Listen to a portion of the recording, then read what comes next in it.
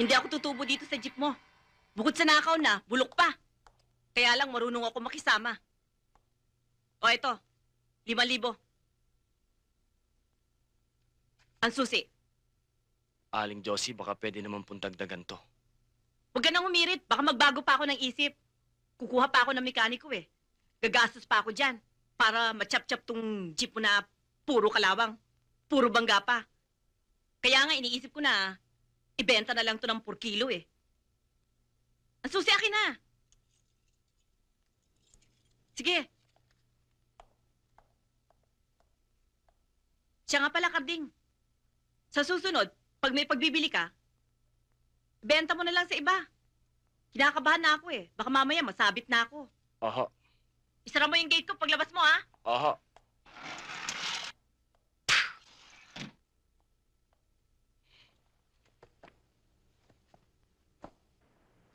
Si Teniente Antonio Sison ng Western Police District ang susunod nating target.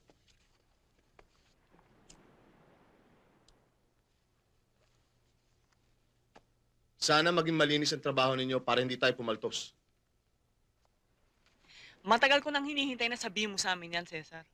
Naiinip na ako. Kailan ba natin siya babanatan? Kung nakahanda na sina Roger at Danny. Okay na kami ni Roger. Ready na kami. Handa na yung coaching gagamitin bukas. Hoy! Ano ba sinisilip mo dyan? Pinag-aaralan ko yung mga kapitbahay natin sa baba. Nagdududa kasi ako. Tingnan mo, 7 lalaki, 1 babae, at ang babata nila. Hindi mo naman sasabihin magkakapatid dahil hindi naman magkakamuka. Oo nga, no?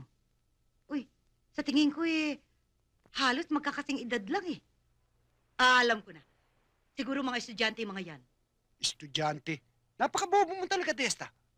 Kung estudyante ka ba, dito ka titira? Hindi ba dapat sa dormitoryo? At saka tingnan mo, may mga baril. Kung sasabog ang ulo ni Teniente Sison bukas ng umaga, sa gabi bibiyay tayo ng Quezon. Magre-report tayo kay Commander Beltran.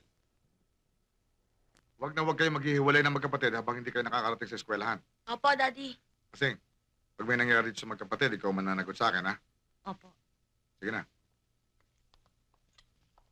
Papakabait kayo, ha? Opo. May panyo ka na ba? Opo. Yung ba mga passport ng mga bata, napaayos mo na? Hindi ba binigyan kita ng pera para paayos yung mga papeles ng mga bata? Iniisip ko kasi na baka pwede namang tapusin na muna nila yung school year na ito. Baka pwedeng sa bakasyon na kami umalis. Huwag mong panghinayangan yung pag-eskwela ng mga bata. Para ka namang hindi nagbabasa ng dyaryo, eh. Paano kung madamay kayo dahil sa akin? Kasalanan mo rin naman eh. Kung bakit kasi pagpupulis ang pinili mong profesyon. Kaya civilian, militar, matanda o bata, sa panahon ngayon, hindi ka na nakasisiguro kung ligtas ka. Pierdo lang natin ang sasabing stable tayo.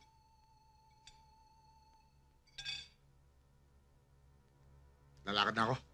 Baka naiinip na si Medina eh.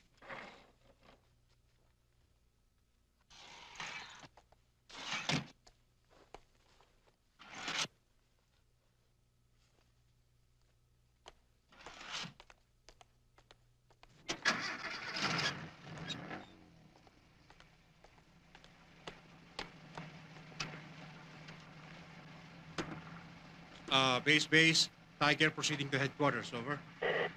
Nakatay, sir.